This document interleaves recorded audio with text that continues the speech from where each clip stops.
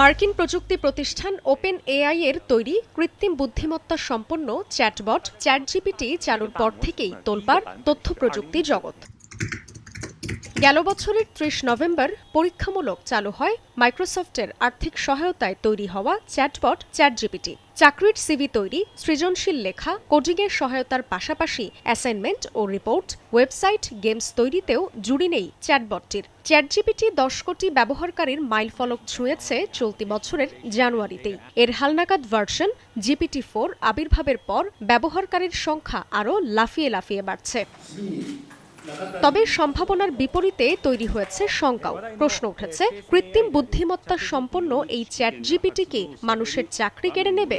বিশেষজ্ঞরা বলছেন, বিভিন্ন পেশার মানুষ চাকরি হারানোর পাশাপাশি শ্রমবাজারে এর নেতিবাচক প্রভাব পড়তে পারে। আন্তর্জাতিক শ্রম সংস্থা বলছে, চলতি বছরই বিশ্বের ২০ কোটি ৮০ লাখ মানুষ চাকরি হারাতে পারেন। সংবাদ মাধ্যম আল জাজিরার এক প্রতিবেদনে উঠে এসেছে এমন তথ্য।